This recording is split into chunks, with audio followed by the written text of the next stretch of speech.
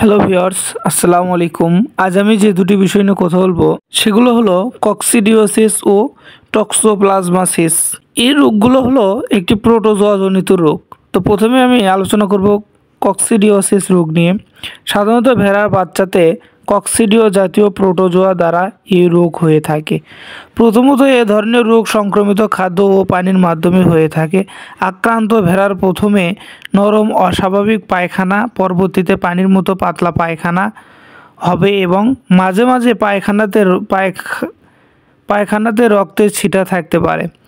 ভেড়ার পেছনে, পায়ে এবং মলদ্বারের আশেপাশে পায়খানা লেগে থাকতে পারে।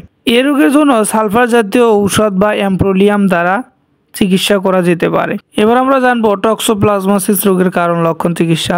টক্সোপ্লাজমা গন্ডি নামক প্রোটোজোয়ার কারণে এই রোগ হয়।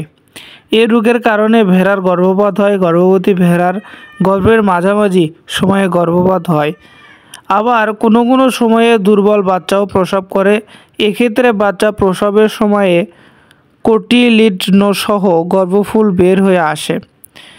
অনেক সময় পেটে বাচ্চা মরে মামিফাইড হয়ে যায় এবং অনেক দিন পচে পচে বের হতে থাকে। আক্রান্ত ভেড়াকে সালফার জাতীয় ইঞ্জেকশন দিতে হবে। খামারে বিড়াল বা ইঁদুর যেন না আসে তার সুব্যবস্থা রাখতে হবে। খামারে জৈব নিরাপত্তা ব্যবস্থা জোরদার করা এবং প্রতিষেধক প্রদানের ব্যবস্থা করা। জৈব নিরাপত্তার ব্যবস্থা করলে সেক্ষেত্রে রোগ হওয়ার সম্ভাবনা কম থাকবে এবং প্রতিষেধক দিলে রোগ হওয়ার সম্ভাবনা থাকবে না। যেহেতু গর্ভবতী ভেড়ার গর্ভের মাঝামাঝি সময়ে বাচ্চা প্রসব হয়ে যায়, সেহেতু এটি খামারিদের জন্য একটি ঝুঁকিপূর্ণ রোগ।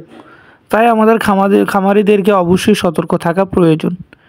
ভিডিওটি ভালো লাগলে লাইক, কমেন্ট, সাবস্ক্রাইব করে পাশে থাকবেন। ধন্যবাদ সবাইকে।